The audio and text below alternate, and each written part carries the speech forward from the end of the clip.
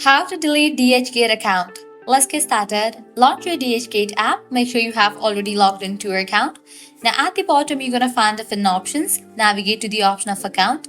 Once you're in the account page, at the top right corner, you're going to find the settings icon. Click on it. Once you're in the settings page, here you'll find different options. Head over to the option of account security. Now click on the option of delete my account. Click on delete my account. Now go through this and then click on confirm.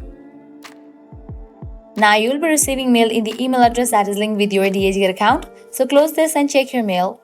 This might take up to 2 business days.